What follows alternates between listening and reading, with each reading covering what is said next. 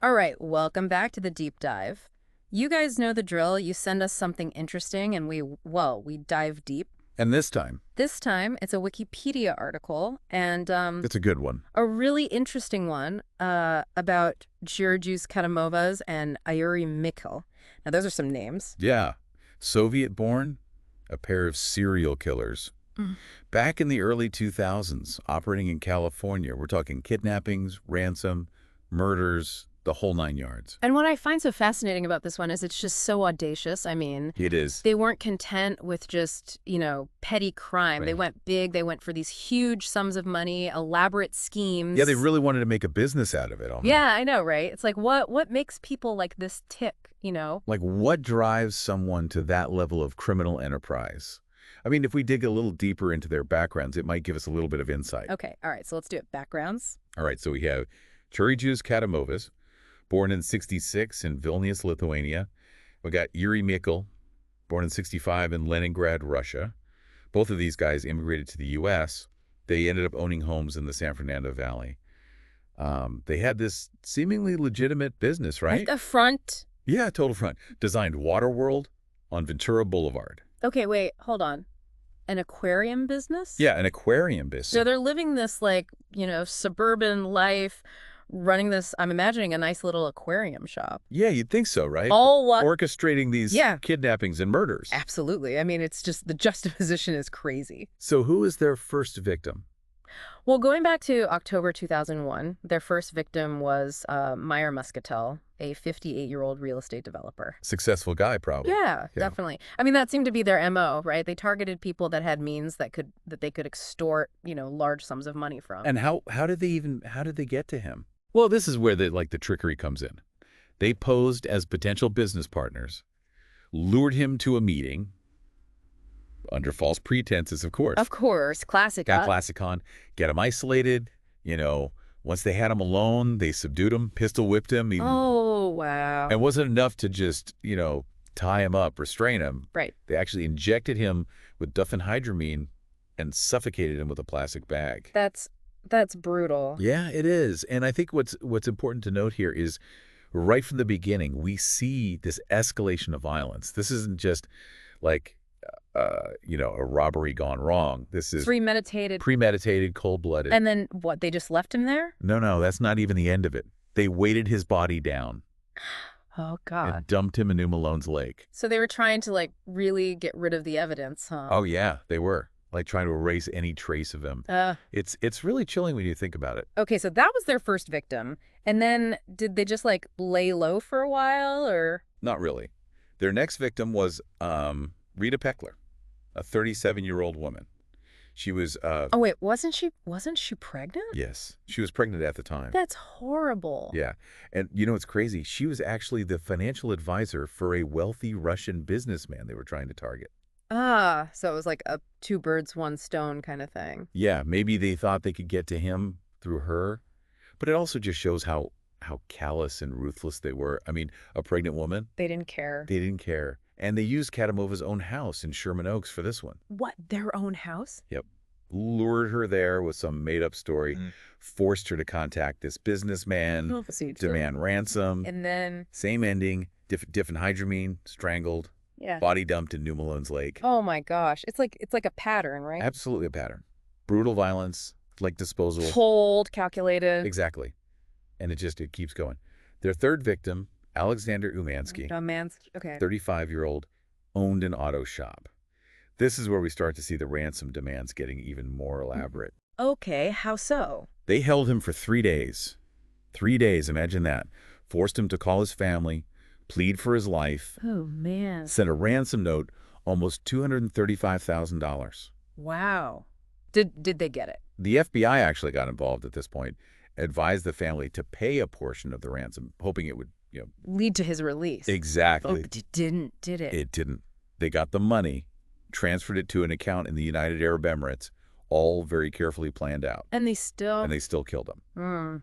It just shows you their motives went beyond just money. Yeah, there was definitely something else going on there. Some kind of, I don't know, like a thrill or or a need for control, something dark. It's terrifying. It is, it is. And they're fourth and fifth victims. There's more. There's more. And this brings us back to that wealthy businessman they were originally trying to target through his financial advisor. Okay, right. So they finally got to him. They did. His name was George Safiev, and they also grabbed his 29-year-old business partner, Nick Karbadza. Wow, so they upped the ante this time, huh? Yeah, two victims at once. And guess what they used as the meeting point? I don't know why. Their own aquarium business. No way. Designed Waterworld. Yep. Lured Karbadze there, pretending it was a business deal, took him hostage, forced him to contact Safiev, basically set a trap for him. That's so brazen. Yeah, and scary, right? Thinking about how they were using this seemingly legitimate business as a base of operations. Exactly. So they got both of them, and then what? Back to the lake? No, this one's even weirder. They took them both to Kadamovas' house, held them there for 4 days. 4 days?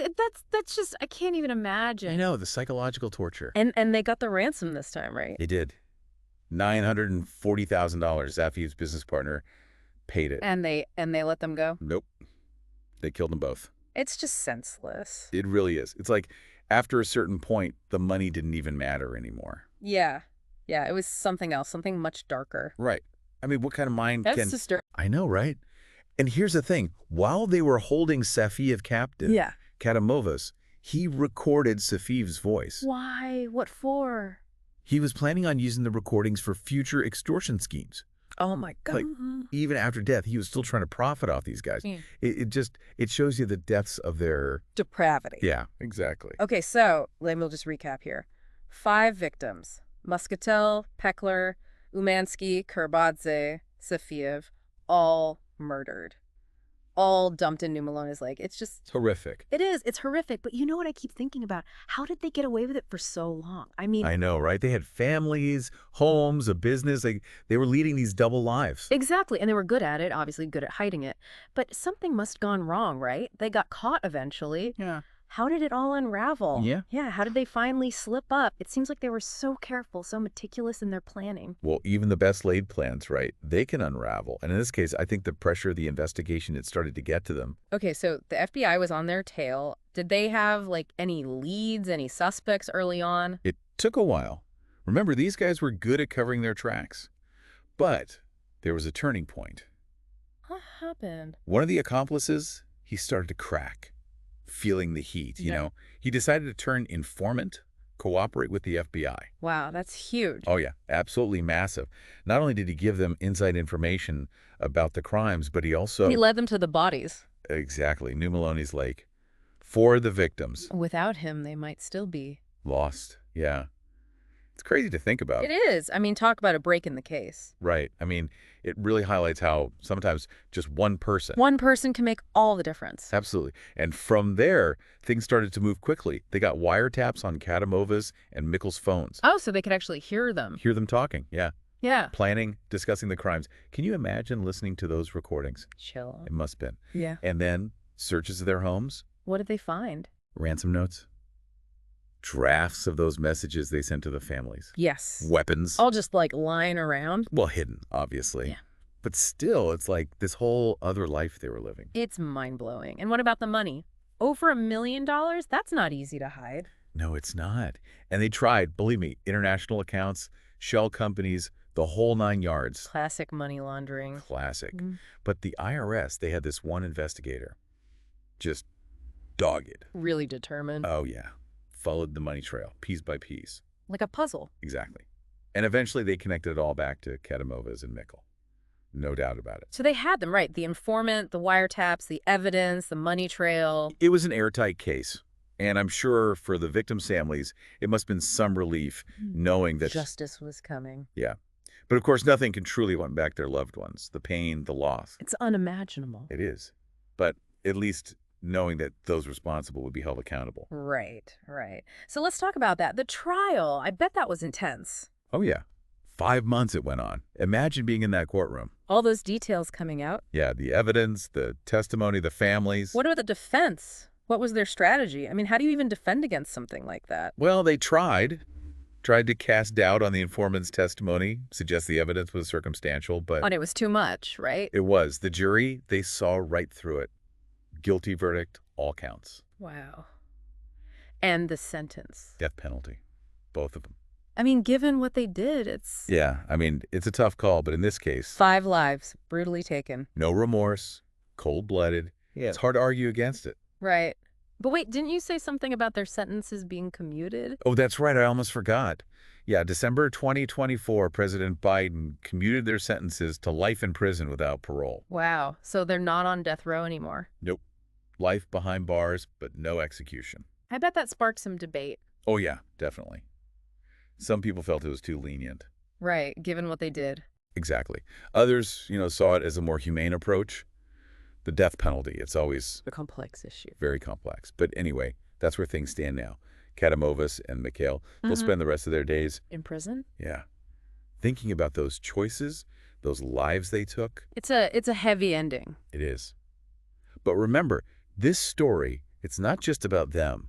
There were others involved, people who helped them. Right, the accomplices, we can't forget about them. Exactly. Their stories are important too, understanding their roles, their motivations. It adds another layer to this whole thing. It does. It helps us to see the bigger picture. So let's talk about these accomplices. Who were they and what were their roles in all of this? Well, there were 4 of them, and, each one had a different level of involvement. Let's start with Einar Altmanes. His case is especially interesting. He admitted to participating in the kidnappings of Umansky, Karabaji, and Safiv. Okay, so he was directly involved. Yeah, and even more than that. Yeah. He confessed to taking part in the suffocations of Umansky and Karabaji. Wow, so not just the kidnappings, but the murders too. Yeah. It's hard to say for sure what motivated him. Was it loyalty to Kadamovas and Mikhel? Fear? Or was there something, darker going on? It's a disturbing thought. It is. But one thing's for sure, his testimony was crucial for the prosecution. He cooperated with the authorities, gave them valuable information. So he helped put the ringleaders away. But what about him? What happened to him? Well, because of his cooperation, he got a reduced sentence. 23 years and 4 months in prison. Still a long time. Yeah. I mean, he was involved in some serious crimes.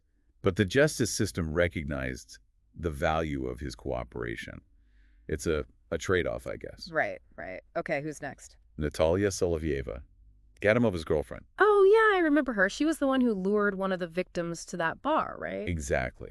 She used her relationship with Kadamovas to gain the trust of their targets. So she was more like the manipulator. Yeah, I guess you could say that. Preying on people's trust, it's pretty messed up. It is. Did she cooperate too? She did. And like Almanis, she got a reduced sentence for her cooperation. 15 years. Okay, so both of them, they helped bring down Kadamovas and Mikhel. And they paid the price for their own involvement. Right.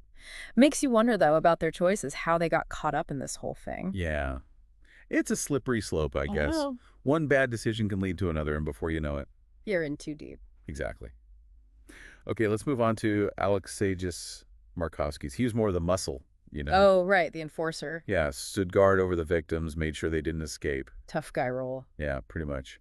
He also pleaded guilty, cooperated, got a reduced sentence. How long? 12 and a half years. They actually reduced it after Solovyev got 15, said he was less culpable. Interesting. So even among the accomplices, there were these, levels of... Yeah, degrees of responsibility. The justice system tries to take that into account, Right.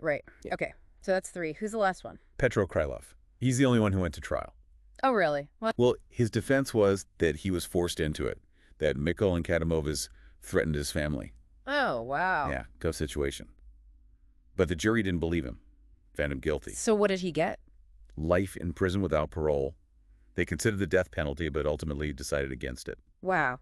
So 4 accomplices, 4 different stories, 4 different outcomes.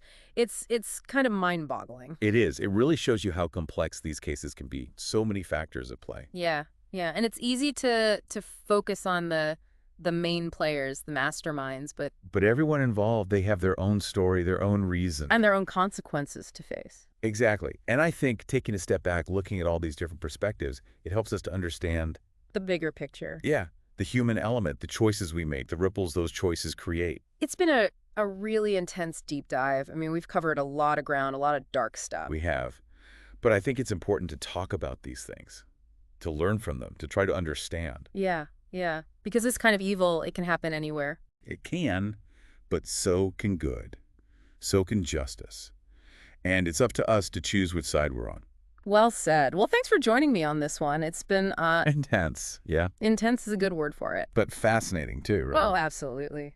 It's cases like this that really make you think about human nature, the depths of... The darkness and the light. Yeah, exactly. Anyway, to all our listeners out there, thanks for tuning in. And keep those deep dive suggestions coming. You never know where we'll end up next. Until next time, stay curious and stay informed.